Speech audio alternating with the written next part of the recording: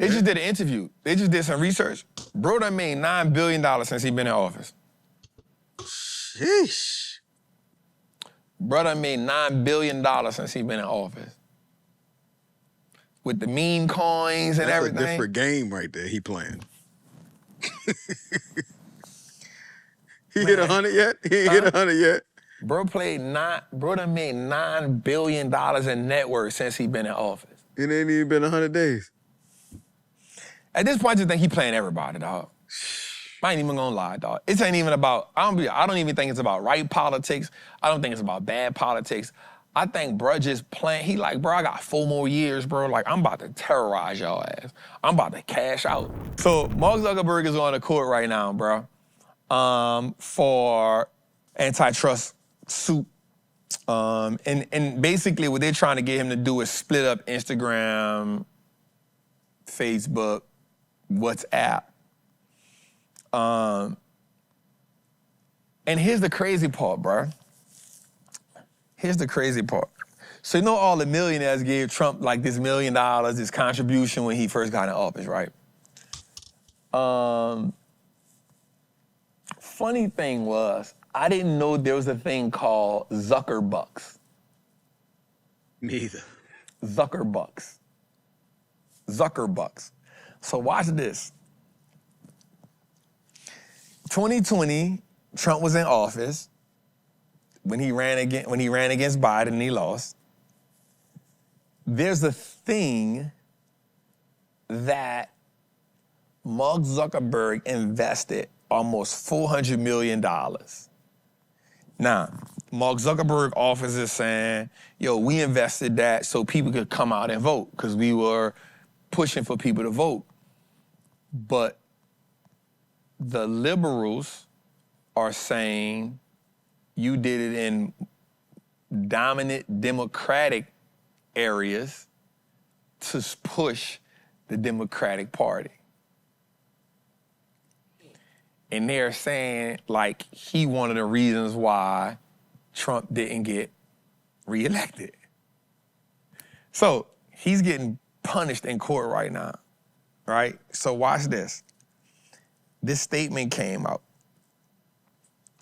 And the statement said, this came from Trump's office. Mark Zuckerberg spent $400 million to chase Trump. Mark Zuckerberg spent $400 million to chase Trump out of office in 2020. The Biden Democrats subjected Trump to 4 years of lawfare. Zuckerberg thought he could spend $1 million after the 2024 election to buy antitrust amnesty. Looking forward to Mark Zuckerberg's public testimony. Because here's the thing. Donald Trump can stop this. Mm-hmm. He can stop this right now. Well, he didn't come out and say, but his people came out and said, the one thing about Trump people, like, I'm gonna tell you something. Here's what I learned, bro. This is a lesson that all us should take heed to, bro. Bro, when you let the wrong person, I don't wanna say the wrong person. So let's say you bet against somebody, and then they get in the position that you bet against them with, hey, they gonna talk. So what I'm learning about Trump people is, like, they be shitting on everybody who they felt like Republicans, period. Like, they shitting on they shitting. So they like, yo, you thought you could spend $1 million and kiss up to us after you spent $400 million to get us out of that? Oh, nah, bro. We got you. We know but here's the that. thing. I didn't know this, though. A lot of the big businesses who showed up at the inauguration, watch this. Here's the best word to say. Trump and them not letting you play both sides of the field. Pick a side. But watch this. They understand that you played the other side, so they cashing out on you and still making you suffer the... You hear me? I ain't mad. Like everybody, hey, show up. Yeah. Give me that. All y'all stock gonna fall. Right. Sit right here. I got your seat. Show up. Play ball. I got you. All y'all stocks. So now I understand why certain people ain't pull up. Certain people like, bro, I ain't pulling up, man. It is what it is. Do what you gotta do. Cause now, bro, you might gotta split your company up. You might gotta split Facebook. You might don't get it, but Trump could stop it. But right now, he like, but no, go through it. And that boy be dancing every time he sitting in them hearings. Go through it. That boy be dancing. He ain't dancing right now. They pulled up a 2018 email when he said we might have to split these companies up because they too big. They pulled up the 2018 email. So Trump hit that boy for an M, then told him, hey, dance. Dance. Remember that hot 400? Your stock was at 700 or something. It's at 5 something now. Dance. Oof. I'm mad at that shit. Right. Every time I look at that 1.something million, clown. You know what I'm saying? But if you weren't in it, you would respect it. You'd be like, all right, yeah, I ain't mad at you. Bruh, like, I'm not gonna lie, like, at this point, I'm gonna be real with you, I feel like Trump playing everybody. They just did an interview. They just did some research. Bro done made $9 billion since he been in office. Sheesh. Bro done made $9 billion since he been in office. With the meme coins and everything. That's a different game right there he playing. He hit 100 yet? He ain't hit 100 yet? Bro done made $9 billion in net worth since he been in office. It ain't even been 100 days. At this point, I just think he playing everybody, dog. I ain't even gonna lie, dog. It ain't even about, I don't even think it's about right politics. I don't think it's about bad politics. I think bro just playing, he like, bro, I got 4 more years, bro. Like, I'm about to terrorize y'all ass. I'm about to cash out. I'm about to fix all the debt. Y'all say I was bad business. Watch how I run my business up.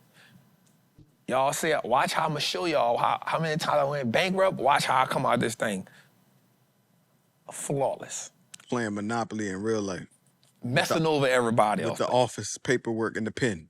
Bruh, that's what I believe at this point, dog. Shaking hands. That's what I believe at this point, dog. Because there's no way, I'm just being honest with you, there's no way you can look at what's going on right now and think you're doing a good job.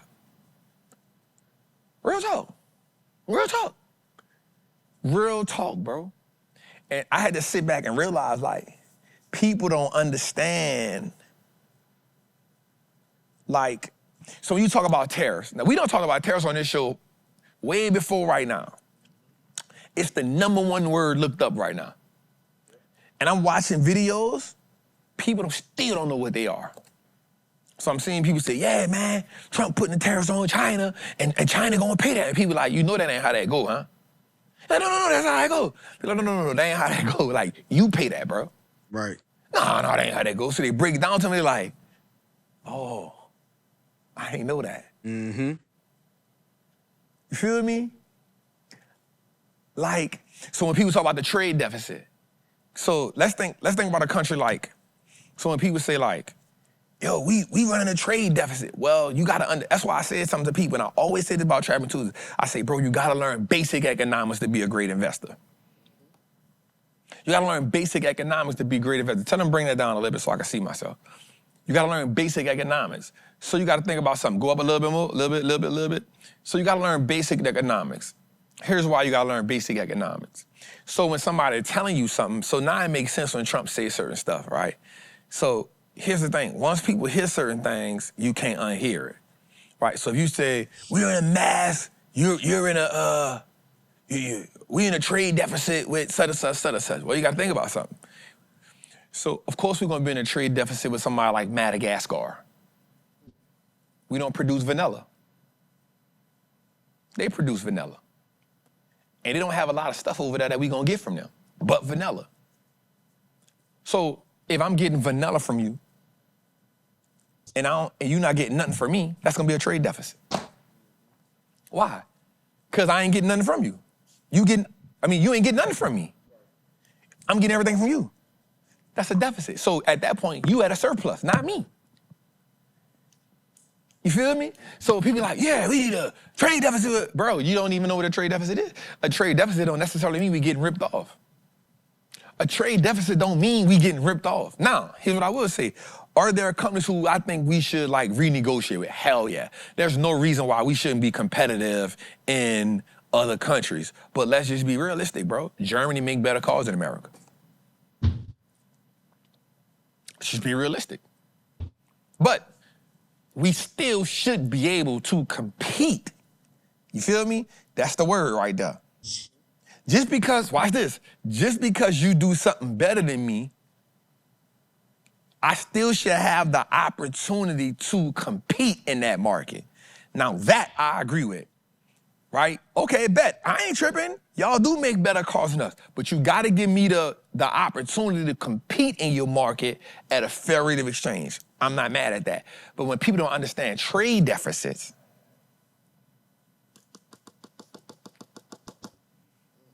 that's what people don't understand. Man, we had a trade deficit with, bro, of course we had a trade deficit, bro. Like, what do we make that China want? Right. What is it?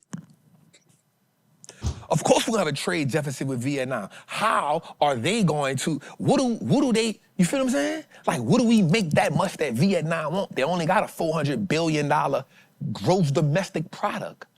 They can't spend $200 billion with us. They don't got that much money. Of course we're gonna be at a trade deficit with Vietnam. What are you talking about, bro? I give them credit. No, I don't. Never mind. Take that back. I don't even give them. I'm just saying all this to say is like, so for me, when I look at stuff, like, because I just know, I'm probably at economics 102. I'm at 102, 103, because I like it. Because in order to learn, in order to love money, you gotta, so this is why I love economics. I love economics more than I love politics, but I love war. Because war is the byproduct of bad products and poor economics. You feel me? So here's why I love it. I love economics because economics tells you how money is moving, why money is moving. Politics help you understand the laws that are in place to actually, watch this, to give one country from my perspective, a part of politics is to allow countries to navigate around each other internally and externally. So politics are, you have internal politics and external politics, right? Internal politics are the ones that we gotta use to govern ourselves. External politics are things like trade commissions and, you know what I'm saying? So how we maneuver and navigate, so to give it a level playing field. And so you never can fault nobody from trying to put some things in they, you know what I'm saying? I get it. Right? But what you gotta learn as an investor is why certain things go a certain way. You know what I'm saying? And so for me, that's why I love it. So I love economics because you get to learn money. You get to learn wealth. You get to learn why there is a trade war. What is a trade war? What is a VAT? What is a tariff? What is a sanction? Like, you get to learn all these things.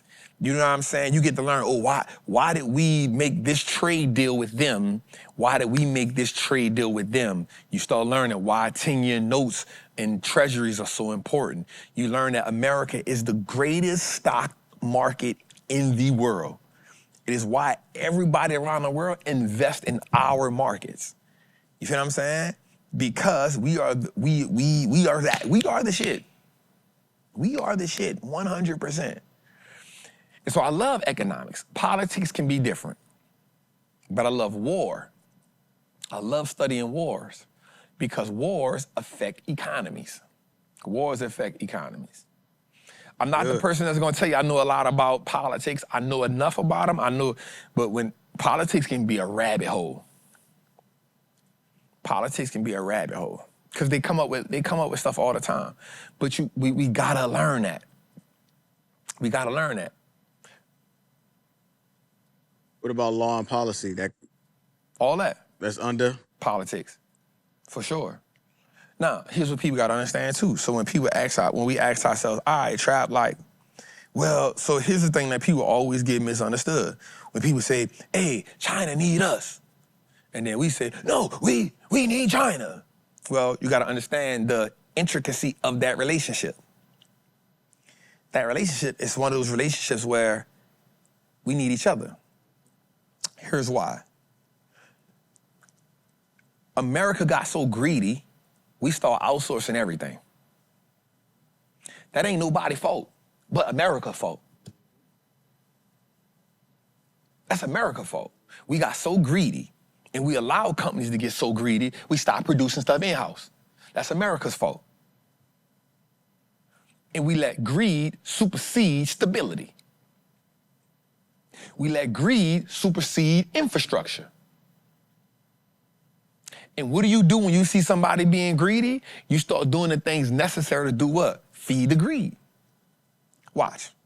Okay, what happens when General Motors becomes a company that produces everything in America, right? And then they start saying, you know what? We can get them brakes over there from China or Vietnam or wherever we gonna get these brakes from at a cheaper price and still sell a car for the same price. That's a profit-driven, right? All right, and then what happens with the Nikes? You say, hey, we can create these Nikes. We can get these Nikes built in China for $5 and sell them in America for $180. That's price gouging. But guess what? Because the American consumer fell in love, what? We are America, right? We a powerhouse. We can get whatever we want. That becomes the luxury of buying goods from out the country and getting them in America. Right? And so what happens is businesses start building businesses and they start outsourcing everything. Right? So watch this. When the businesses start outsourcing everything, we don't become the super producer economy no more. That ain't nobody's fault but America's fault.